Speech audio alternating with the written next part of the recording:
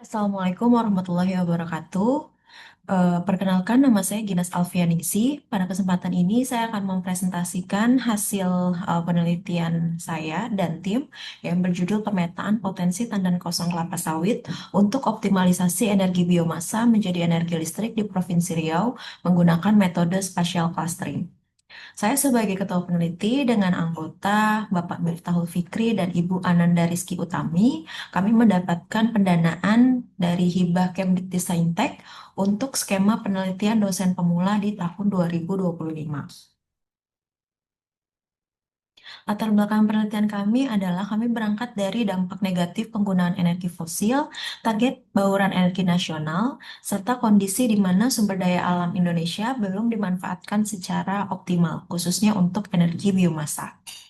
Hal ini menghasilkan pentingnya identifikasi potensi secara komprehensif dengan menggabungkan analisis spasial dengan data statistik. Case study yang kami tinjau adalah di Provinsi Riau. Karena dari segi agrikultur, Provinsi Riau memiliki produksi kelapa sawit terbesar dengan 174 pabrik kelapa sawit yang tersebar di 164 kecamatan, di mana pabrik kelapa sawit atau yang kita sebut PKS ini, dia memiliki persentase limbah yang cukup besar yang dapat kita manfaatkan untuk sumber energi terbarukan, khususnya energi biomasa. Tujuan dari penelitian kami adalah mengidentifikasi ketersediaan limbah tandan kosong kelapa sawit dari pabrik pengolahan kelapa sawit di Provinsi Riau, serta menentukan titik pengumpulan limbah biomasa untuk mengoptimalkan rantai pasokan biomasa. Keterbaruan yang kami tonjolkan itu adalah menggabungkan informasi geospasial dengan data statistik untuk menghasilkan pemetaan potensi biomasa yang lebih komprehensif dengan proses spatial clustering berbasis GIS atau Geographic Information System. Nanti hasilnya akan menghasilkan kelompok-kelompok klaster dari seluruh PKS di Provinsi Riau yang akan mempercepat analisis perencanaan pembangkit listrik tenaga biomasa atau PLTBM untuk wilayah yang lebih luas tanpa menganalisis per wilayah satu persatu.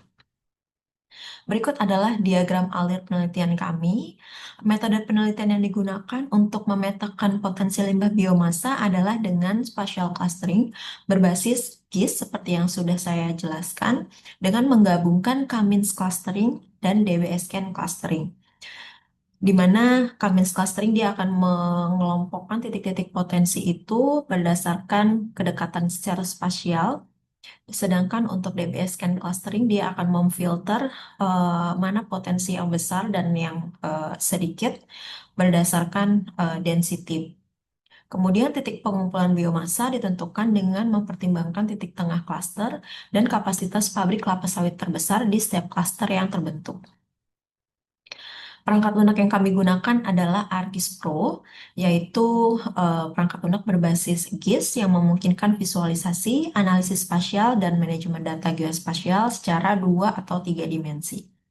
Jadi di sebelah kiri itu adalah Cummins clustering, kita bisa menginputkan titik-titik potensi biomasa yang akan kita cluster.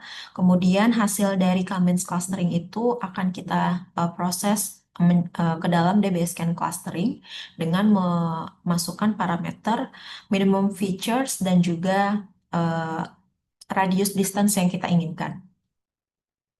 Berikut adalah hasil pemetaan potensi biomasa di Provinsi Riau. Ini yang menjadi input, kemudian kami juga menginputkan kapasitas produksi dari setiap PKS-nya.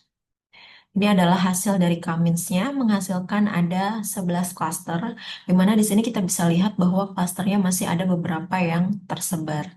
Sehingga ini yang kita coba filter menggunakan DBS Scan Clustering sehingga menghasilkan ada 8 cluster di mana untuk titik-titik yang berjauhan, yang radiusnya di luar yang kita inginkan, dia akan terdeteksi sebagai noise.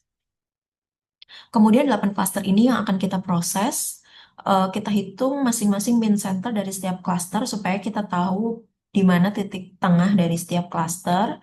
Kemudian potensi biomasa itu kita petakan juga dalam bentuk visualisasi graduated color.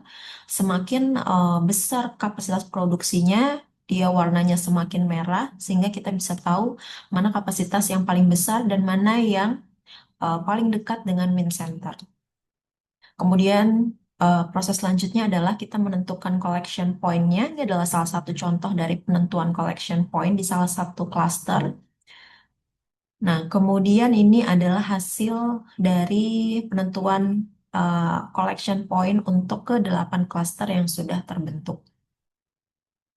Demikian yang bisa saya sampaikan. Untuk riset selanjutnya, kita bisa lanjutkan dengan optimisasi supply chain logistik pengiriman biomasa dari setiap potensi ke collection point. Demikian yang bisa saya sampaikan. Terima kasih. Wassalamualaikum warahmatullahi wabarakatuh.